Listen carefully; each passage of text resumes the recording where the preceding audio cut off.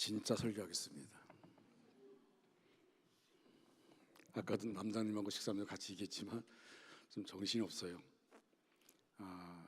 어제 저녁 그러니까 잠을 못 잤으니까, 그리고 7시, 9시, 11시 예배 드리고 당회하고 식사하고 또 급하게 올라왔어요. 그래서 또 이따가 4시에 하는 태장교회, 제 친구 목사가 태광교회 있거든요. 태장교회 가서 또 격려, 교회를 향한 격려사를 제가 해야 됩니다. 또 그거 끝나면 태장교회에서 식사 안 하고 우리 교회 교사위로에 또 가서 참석하게 되어집니다. 태장교회에서 하는 식사에 꼭 참석하라고 해서 내가 그보다 더 중요한 것이 우리 교사들이다. 교사들과 함께 대화하면서 밥 먹고 싶다. 그래서 그렇게 말했습니다만은, 오늘 이 시간은 제가 조금 어지럽기 때문에 원고 설교처럼 하겠습니다.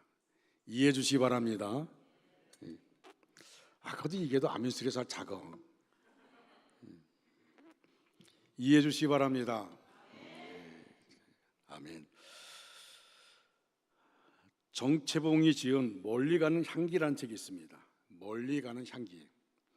이 책에 이런 이야기가 실려 있습니다. 어떤 집에 할머니, 아버지, 어머니, 손자가 살고 있었습니다. 손녀의 어머니와 아버지는 간혹 다투었습니다. 처음에는 소년이 들을세라, 할머니가 들을세라 소리가 문 밖으로 새어나가지 않게 조심조심하며 토닥거렸습니다. 그러나 차츰 날이 감에 따라 부부싸움 소리가 점점 커졌습니다. 소년도 듣게 되고 할머니도 듣게 되었습니다. 나중에는 담을 넘어가게 되었습니다. 당신 어머니는 비위생적이어서 함께 못 살겠어. 오늘 신경정신과에 다녀왔어요. 내 병명이 무엇인지 아세요? 당신 어머니가 남한테 망신사는 일만 저지르니 내가 노이로제 걸릴 수밖에 없죠. 날이 가면서 소년의 어머니는 할머니를 보면 고개를 돌렸습니다. 얼마 가지 않아서 소년의 아버지도 할머니 방 앞을 무심히 지나쳤습니다. 어느 날 또 죽는다는 소리가 터져 나왔습니다. 소년의 어머니는 시퍼렇게 되어 외쳤습니다. 나를 택하든지 당신의 어머니를 택하든지 둘 중 하나를 택해요. 마침내 소년의 어머니와 아버지는 합의를 하였습니다. 할머니가 묵을 방을 하나 얻어서 내보내기로 한 것입니다. 낙엽이 우수수 지는 날, 온 식구가 달려들어서 할머니의 이삿짐을 꾸렸습니다. 아버지는 담배를 피워 물고 상자를 묶었고, 어머니는 고무장갑을 끼고 거들었습니다.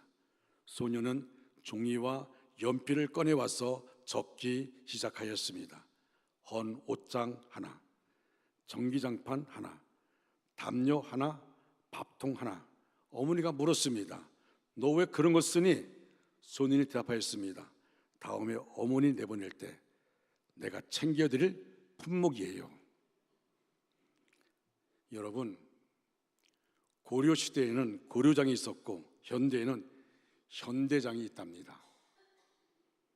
정채봉이 쓴 이야기는 현실과 먼 이야기가 아닙니다. 바로 우리의 이야기입니다. 노인 문제를 연구하시는 분들의 말을 빌리면 지금을 살고 계신 노인들이 가장 불행한 시기를 살고 있다고 합니다. 이미 돌아가신 분들의 시대는 당신들이 부모를 공경한 만큼 또한 자녀들로부터 공경을 받을 수 있던 분들입니다. 재산이 많건 적건 자녀들에게 다 물려주었고, 또한 자녀들은 부모를 잘 모셨습니다. 그리고 아직 젊은 부모들은 시대의 변화를 눈치를 챘습니다. 늙어서 가진 것이 없으면 서름을 받는다는 것을 알았기 때문에 죽을 때까지 재산을 놓지 않습니다. 그러므로 구태여 눈치 보면서 자식들에게 얹혀 살 필요 없이 따로 떨어져 삽니다. 그래서 점점 노인들을 대상으로 한 실버 산업이 각광을 받는다고 합니다. 문제는 그 중간 시대를 살고 계신 노인들입니다. 평생을 자식을 위해 헌신을 했고 마지막 남은 조그만 재산까지도 다 물려주었습니다. 그런데 시대가 바뀌었습니다. 핵가족화 시대가 된 것입니다. 자식들이 부모를 모시려 하지 않습니다. 이제는 돈도 없습니다. 젊을 때는 시부모에게 시집살이 했는데 이제는 반대로 며느리 눈치를 보고 살아야 하는 불쌍한 노인들입니다. 더구나 40대, 50대 부모들은 시대의 변화를 눈치채고 변화에 대한 적응을 할 수 있는데 60대, 70대 노인들은 이런 시대의 변화를 이해하지 못합니다. 그래서 매사가 서럽고 서운하기만 합니다. 그래서 이 70대 노인들을 과도기적 피해 세대라 그렇게 부릅니다. 저도 책에서 읽었어요. 과도기적 피해 시대. 내가 그렇구나. 과도기적 피해 시대. 오늘 어버이 주일을 맞아서 시대의 변환기를 살아가시는 어른들을 생각하면서 오늘 말씀을 전하려고 합니다. 첫째로 먼저 본문을 통해 주님께서 하신 말씀의 의미를 살펴봅니다. 하나님께서는 이스라엘 백성들을 시내산 아래 모아놓고 언약을 체결하셨습니다. 이때 그들에게 주신 것이 율법입니다. 율법에는 백성들을 향한 하나님의 요구가 담겨 있습니다. 물론 이 율법의 핵심은 십계명입니다. 그러나 이스라엘 백성들은 율법이란 말을 더 넓은 의미로 이해했습니다. 그래서 창세기부터 신명기까지 소위 모세 오경을 그들은 율법책이라고 불렀습니다. 그들은 율법을 토라라고 불렀습니다. 서기관들은 모세 오경 안에서 613개의 율법 조항들을 발견해냈습니다. 이 중 365개 조항은 하지 말라는 금령이요 248개 조항은 지킬 것을 요구하는 명령으로 되어 있습니다. 그런데 그들은 이 613개 율법 조항을 만족하지 않고 수많은 구전들을 만들어냈습니다. 즉 하나님께서 오경을 통해 글로 문서를 남기신 말씀이 중요한 그런 일이지만 그에 못지않게 귀에 속삭여 주신 율법도 있다는 것입니다. 이것이 구전 혹은 장로들의 유전이라고 하는 것입니다. 마치 헌법의 시행채집과도 같다고 할 것입니다. 고르반은 바로 이런 장로들의 유전을 통해 유대인들에게 전해진 것입니다. 본래 고르반은 하나님께 드림, 곧 하나님께 바치는 물건을 가리키는 대단히 신앙적인 의미의 용어였습니다. 고르반은 일종의 맹세, 즉 서양문입니다. 어떤 물건을 하나님께 예물로 바쳐서 다른 사람이 사용하지 못하게 하는 서양문을 말합니다. 요즘 표현으로 한다면 약속 헌금 혹은 약속 헌물과 같다고 하겠습니다. 장로들의 유전에 의하면 자식된 사람이 부모님을 모시고 봉양해야 함에도 마땅하지만 그것을 하나님께 드렸다면 즉 고르반이 되었으면 부모를 모시지 않아도 된다는 것입니다. 그런데 문제는 많은 사람이 고르반 사용만 하고 시행하지 않는 것이었습니다. 왜냐하면 언제까지 드리겠다는 시간 약속을 하지 않았기 때문에 맹세한 사람들은 차일피일 미루면서 평생 자기가 사용한 것입니다. 또 어떤 사람은 고르반 서양 물건 중 일부만 드리고 나머지는 자기가 사용하였습니다. 결국 하나님에 대한 믿음의 행위로 시작된 고르반이 믿음 없는 사람들에 의해 악용되어서 하나님께 드리지도 않고 또 고르반을 핑계로 부모님을 봉양하지도 않는 것입니다. 요새도 이런 사람들이 있습니다. 하나님께 약속을 해놓고 차일피일 미루다가 평생 약속을 지키지 못하는 사람이 있습니다. 그러나 하나님은 말씀하셨습니다. 여러분 신명기 23장 21절 말씀 같이 읽겠습니다. 시작.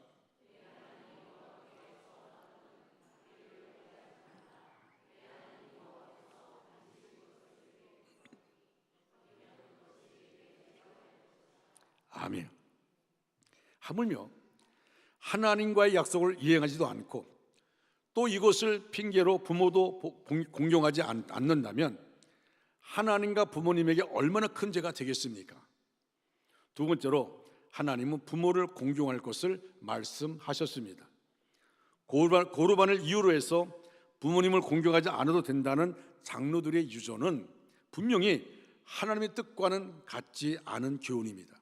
그래서 후대 랍비들, 예수님 이후의 랍비들은 이러한 규정의 불합리성을 인정하였습니다. 그리고 미시나의 고르반을 빌미로 부모 공양을 등하시해서는 안 된다고 못 박았습니다.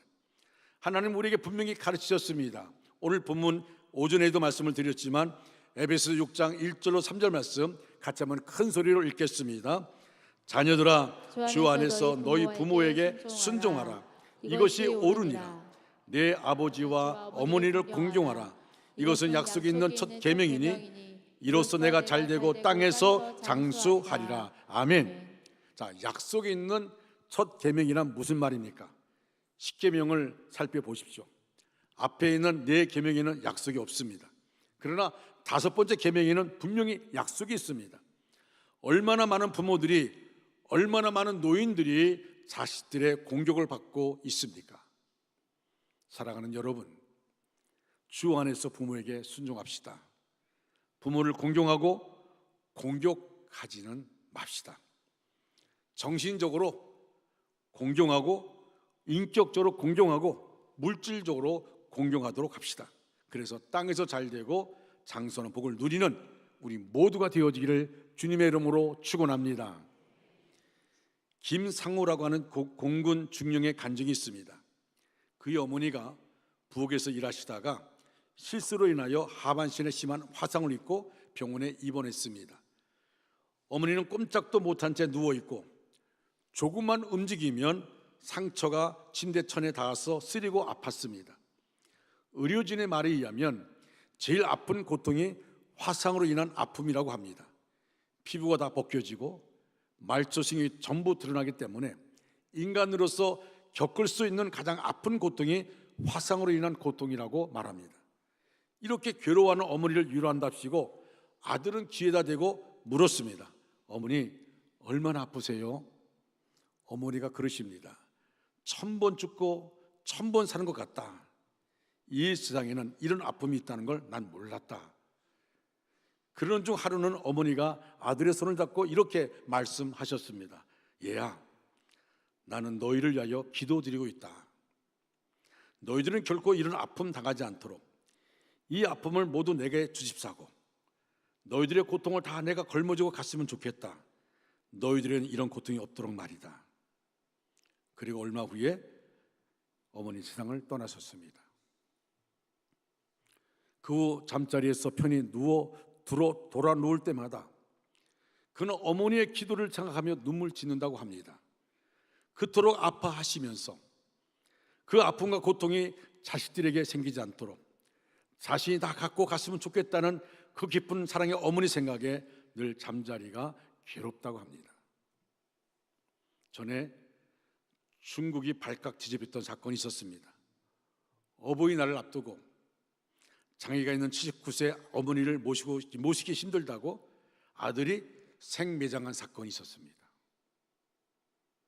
말이 됩니까?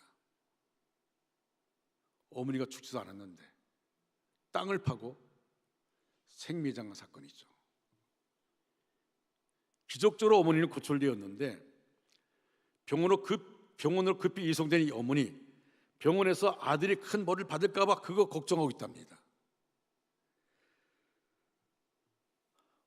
오늘은 왜 이리 평범하면서도 정말 찡한 이야기를 많이 쏟아내는지.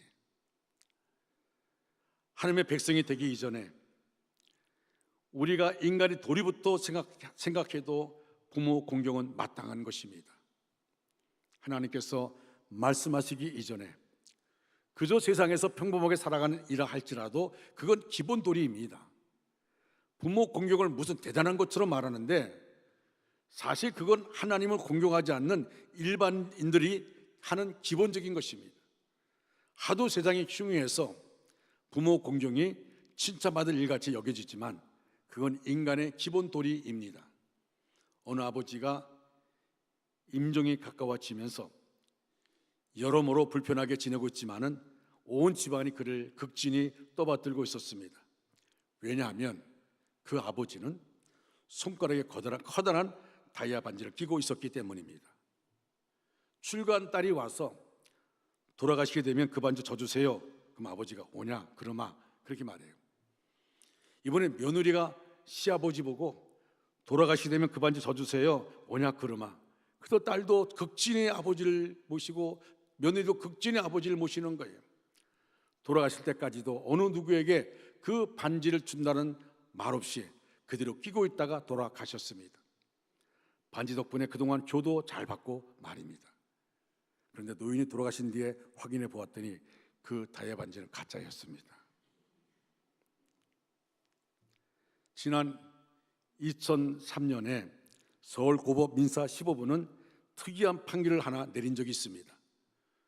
부모를 모시는 조건으로 6,000평의 땅을 부모로부터 증여받은 아들이 어머니가 중풍으로 쓰러지자 노인 전문 병원으로 보내고는 치료비도 제대로 되지 않고 아버지마저 제대로 봉양하지 않자 그 80대 아버지가 60대 장남을 상대로 부모 봉양 약속을 어겼으므로 재산 증여 계약 역시 무효라는 소송을 냈고 법원은 80대 아버지의 손을 들어주었습니다.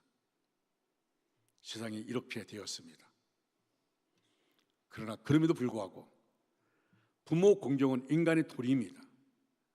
부모 공경을 도외시하는 인간에게 우리는 고개 숙이면 안 됩니다. 왜냐하면 그건 기본 도리이기 때문입니다. 하나님은 말씀하셨습니다. 여러분 잠언 30장 17절 말씀 같이 읽겠습니다. 시작.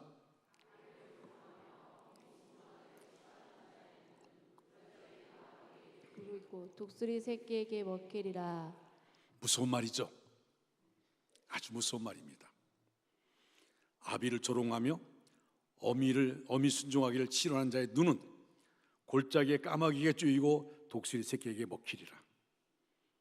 그러나 행위나 우리 역시 말로만 고루반하고 있지는 않습니까?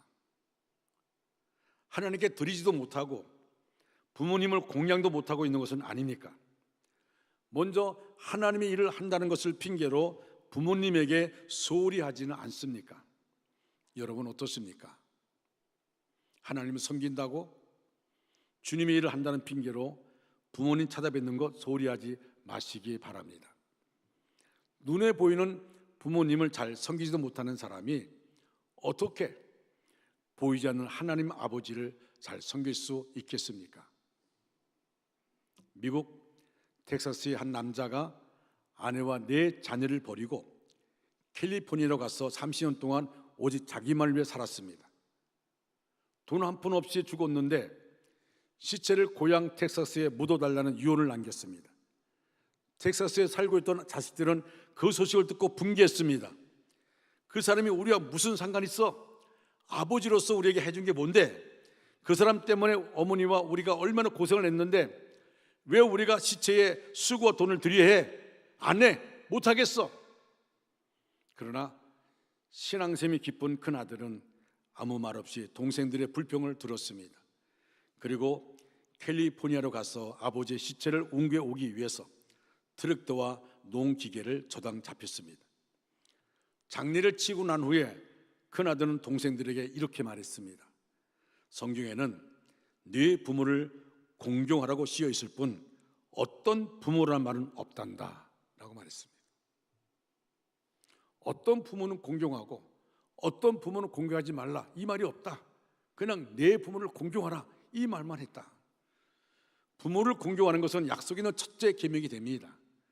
부모님을 받들어 공경하는 것이야말로 하나님을 진실로 섬기는 방법이 됨을 기억해야 합니다. 그렇다면 어떻게 해드린 것이 부모를 공경하는 것일까요? 제가 난예배 시간에도 말씀드렸는데 좀 바꿔서 말하겠습니다. 첫째는 사소한 일까지도 상의하십시오. 노인 상담소 문을 두드리는 노인들 말을 들어보면 정신적인 소외감을 제일 큰 고통으로 여긴다고 합니다. 제가 말씀드렸는데 저는 목회지 어느 교회에서 오라 그러면 먼저 아버지에게 전화를 했어요. 아버지 어떡할까요? 그래? 그럼 일주일만 기도하자. 그럼 아버지가 일주일 동안 기도해요. 그리고 저에게 말씀합니다. 야 가라. 너는 가지 마라. 가라 그러면 갔고 가지 말라면 안 갔어요. 그러나 아버지는 그런 생각했을 겁니다. 내 아들이 목사인데 나에게 기도를 부탁하는구나. 나에게 기도를 부탁하는구나. 그리고 내가 가라면 가고 가지 말라면 안 가는구나. 사소한 일까지 상의하는 겁니다. 다시 말하면 아버지의 존재감을 느끼게 하는 겁니다. 아니, 나는 우리 아버지를 철저하게 의지했어요. 정말 의지했습니다. 왜? 그분은 기도하는 분이었기 때문에. 여러분, 부모가 기도한다는 것 중요합니다. 그래서 저는 우리 집안에 우리 아들 7 가운데 저만 목사가 됐어요. 우리 아버지가 그런 말씀하셨어요. 나 천국 가서 하나님 만나면 할 말이 있다. 왜요? 그랬더니 아들 목사 하나 만들었다. 그래서 할 말이 있다. 그런데요, 지금은 달라요. 우리 큰형님 아들도 목사입니다. 부평 신정교회 임원평 목사님 계신 그게 담임 목사로 있어요. 둘째 형님 아들도 목사입니다. 우리 누님 아들도 차준희 교수 목사입니다. 내 2 아들도 목사입니다. 우리 큰 누님 아들도 목사예요. 이제는 추도 예배 드리면 나는 이제 축도 근본입니다. 축도예요. 근데 제가 설교할 때는 꼭 어김없이 하는 말이 있었어요. 나는 지금 부모님이 뿌린 씨앗의 열매를 따먹고 있습니다. 나도 여전히 내 자녀를 위해서 씨를 뿌리고 있습니다. 여러분, 이거 가볍게 여기면 안 됩니다. 가볍게 여기면 안 돼요. 여러분이 자식에게 줄 수 있는 건 물질이 아닙니다. 저는 그걸 뼈저리 느꼈어요. 제가 상주 동북교회 정말 어려운 교회입니다. 13명밖에 안 보이는, 그것도 학생까지 13명. 그곳을 가는데 우리 아버지가 그런 말하는 겁니다. 내가 목사님 찾아뵙고 얘기했다. 절대 도와주지 말라고. 서운하더라고요. 성교비라도 보내줘야지. 절대 도와주지 말라고. 네 형제들이 얘기했다. 절대 도와주지 말라고. 여러분, 그때 내 기도가 무슨 기도인지 아십니까? 땡깡 기도예요. 따라하세요. 땡깡 기도. 땡깡 기도. 하나님밖에 없었어요. 근데 그 아버지가 몇 달 만에 전화를 했어요. 하나님께 11조 드린 것처럼 부모에게도 11조 드려야 된다. 효도비 보내라. 와, 벼룩이 간을 베듯이지. 뻔히 알 텐데. 근데 내 아내가 순종했어요. 그래서 아버지 어머니에게만 드린 게 아니라 장인 장모님도 드리고. 내 아내만큼 날 만나서 고생한 분 없습니다. 정말 혼자 우는 시간이 많았다 그래요. 내 앞에서 울면 내가 위축될까 봐. 그러다가 또 내가 또 정말 선배 목사들이 건방지다 할 정도로 성교비 안 받겠다고, 성교비 주는 교회마다 성교비 안 받겠다고, 내가 그 시간에 강대상에서 기도하겠다고. 여러분, 그런데요, 하나님께 올인하니까 하나님이 사람들을 붙여주시더라고요. 그 약한 교회가 제가 목사 안수 받을 때 작년만 70명 모이는 그런 교회가 되었습니다. 할렐루야. 선교하는 교회가 되었어요. 왜 그럴까요? 하나님은 올인하기를 원하고 우리 아버지는 그것을 원했어요. 내 아들이 아버지 의지하지 않고 큰 교회 목사, 큰 교회 의지하지 않고 그저 하나님께 쇼부 보는, 하나님과 게임하는, 하나님과 씨름하는 그런 아들이 있으면 좋겠다. 그것이 나를 만든 거예요. 여러분, 사소한 일까지도 상의하십시오. 사소한 일까지. 여러분이 사소한 일까지 상의하게 되면 부모님은 기뻐합니다. 왜? 인정받는 거니까. 두 번째로 경제적인 어려움을 느끼지 않도록 해주십시오. 한국노인문제연구소가 조사한 바에 의하면 생활비 조달이 노후 생활의 가장 큰 문제로 나타났습니다. 또 부모님의 건강에 신경 쓰십시오. 대부분 노인들이 각종 질병을 호소하고 있습니다. 무난 인사에 소홀히 하지 마십시오. 여러분, 요새는 핸드폰 있잖아요. 웬만하면 전화하십시오. 바쁘면 문자라도 보내십시오. 또 한 가지는, 다섯째는 당신도 곧 노년을 맞게 됨을 잊지 마십시오. 내가 나에게 말하는 말이에요.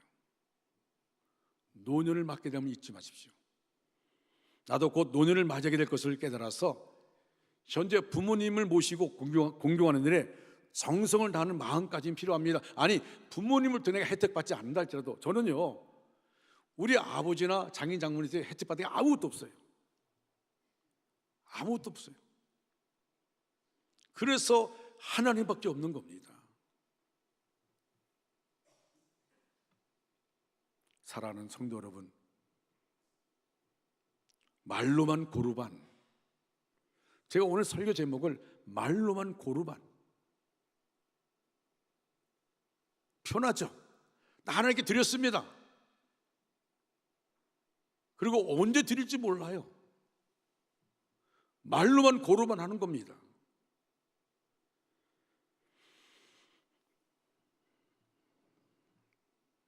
우리도 언젠가는 그 자리에 있습니다. 내 아버지 어머니가 외로웠던 그 자리에 나도 있습니다. 시대는 점점 더 강박해집니다. 노인분들의 자살률이 점점 많아지고 있어요. 제가 전에 그랬어요. 제가 도봉교회 있을 때 새벽기도 잘 나오던 권사님이 새벽기도를 안 나왔어요. 하루 이틀 안 나와요. 그래서 알아보라 그랬어요. 전화를 안 받아요. 그래서 며느리 때 알아봤더니 그거 귀찮은 듯이 얘기하더라고요. 근데 우리가 그 문을 딸 수가 없어요. 나중에는 사정사정해서 그 며느리가 막 우리 때 막 싫은 소리 하면서 그래서 와가지고 문을 딱 닫더니 화장실에 넘어져가지고 피를 흘리고 있었던 거예요. 결국 병원에 갔지만 세상 떠났어요. 얼마나 화가 나는지, 얼마나 화가 나는지. 아니, 교회에서 그렇게 전화 왔으면 며느리나 아들이나 가봐야 되는 거 아닙니까? 우리 보러 귀찮다는 듯이. 제가 그때 그렇게 얘기했습니다. 새벽기도 나온 분이 안 나오면 확인해 보시라고. 혼자 사시는데 새벽기도 안 나오면 확인해 보라고. 우린 이런 시대에 살고 있어요.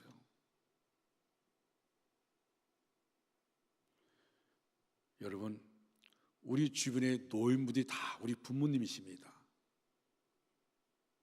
서로가 서로를 챙기고 그분들이 교회에 나와서 행복해 할 수 있도록. 전 이번에 효도관광 청와대 갔는데 고생들 하시더라고요. 남처자 장로님은 가장 힘든 부부를 섬기는데 제가 봐도 애처로웠어요. 그런데 집사님이 그렇게 얘기하더라고요. 난 장로님 같이 해서 너무 잘 봤다고. 여러분, 우리 안에 주어진 일들, 나도 언젠가는 그 길을 갑니다. 제가 이런 노래 하나 부를까요? 나 혼자서 심판에 서네, 나 혼자서 서야 하네, 누가 대신 서줄 수 없네, 나 혼자서 서야 하네. 들어보셨어요? 제가 부른 겁니다. 네. 나 혼자서 가는 거예요. 나 혼자서 심판 서야 돼요. 흔히 안에 치마자락 붙잡고 올라간다? 그 치마 끊어져요. 붙잡고 올라갈 수가 없어요. 효도 가운데 가장 큰 효도가 뭔지 아십니까? 부모님 예수 믿게 하는 거예요. 예수 믿게 하는 겁니다. 기도하겠습니다.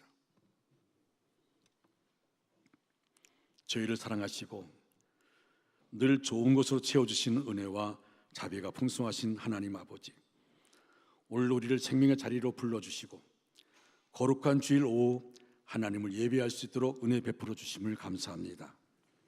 하나님, 오늘은 어버이 주일입니다. 우리를 이 땅에 보내시고 부모님의 품에서 자라게 하시며 사랑받고 양육받게 하신 하나님의 기쁜 섭리를 기억합니다. 부모님을 통해 하나님의 사랑을 배우게 하시고 인생의 처음을 인도받게 하시니 참으로 감사합니다.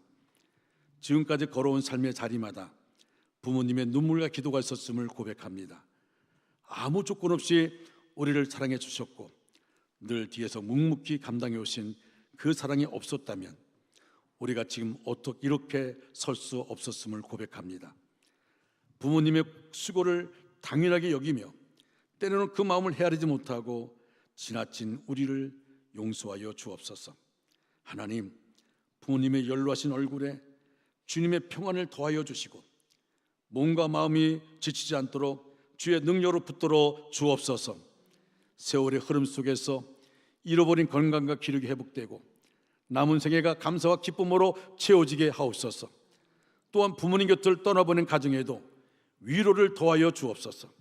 그림 속에서도 주님의 위로하심으로 평안을 누리게 하시고 천국의 소망으로 오늘을 살아가게 하옵소서.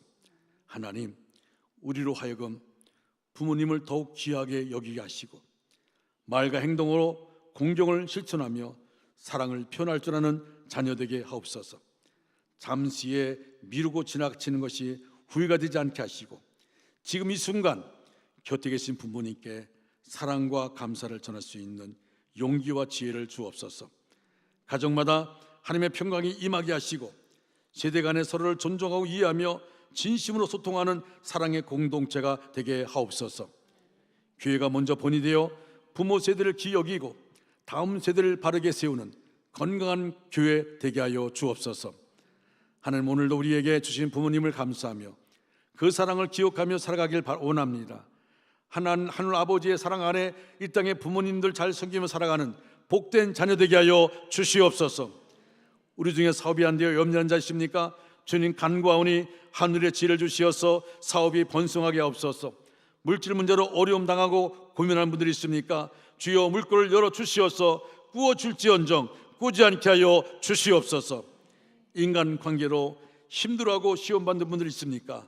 주님의 십자가를 생각하면서 인내하게 하시고 자신이 이기는 것이 아니라 하나님이 승리하도록 순종하게 하옵소서. 환난 가운데 어찌할 바를 몰라 헤매는 분들이 있습니까? 너희가 환난을 당하나 담대하라, 내가 세상을 이겼노라. 주님 말씀 붙잡고 기도와 인내로 승리하게 하여 주시옵소서. 우리 중에 질병 중에 고통받는 분이 있습니까? 나사렛 예수 그리스도 이름으로 질병의 속박에서 건강과 자유함을 주옵소서. 병의 뿌리를 뽑아 주시옵소서. 성령의 불로 지져 주시옵소서. 하나님 역사하여 주실 줄 믿습니다. 악한 원수 마귀는 예수 그리스도 이름 앞에 멸하여 주옵시고 한 길로 왔다가 7길로 도망가게 하옵소서. 하나님, 한 주간 또 삶을 살아갑니다. 우리를 붙잡아 주시고 주의 날개 안에 품어주시고 주의 보혈로 덮어주시고 입술과 생각과 삶에 예수님의 흔적이 있는 삶 되게 하여 주시옵소서. 오늘 이 시간도 우리 아가페 찬양자를 축복해 주시고 저들의 헌신 위에 하늘의 위로와 능력과 사랑과 건강과 물질로 축복하여 주시옵소서. 예수 그리스도 이름 받들어 간절히 축복하며 기도드리옵나이다. 아멘. 다 같이 자리에 일어서서 찬양합니다.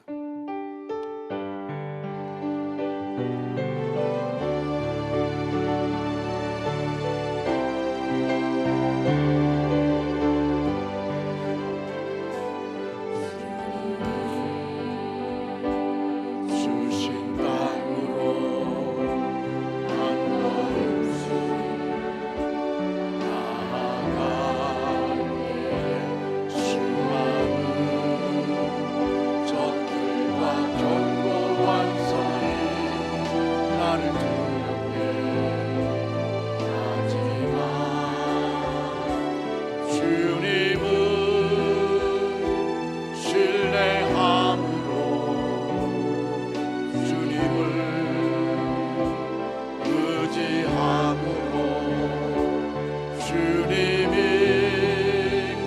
주시는 담대함으로 큰 소리 외치며 나아가네.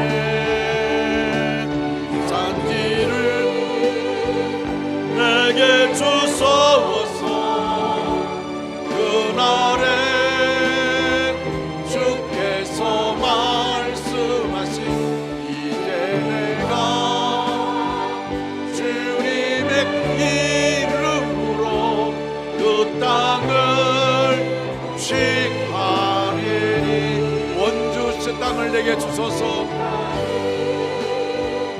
내게 주소서. 그날에 주께서 말씀하신 이제 내가 주님의 이름으로 그 땅을 취하리라. 지금은 우리 구주 예수 그리스도의 은혜와 하나님 아버지의 극진하신 사랑하심과 성령님의 감화 감동 내주의로 충만 역사하심이 우리 전체 위에, 우리의 가정과 생活과 사업과 학업 위에 이제로부터 영원토록 함께 하시기를 간절히 축원하옵나이다. 아멘.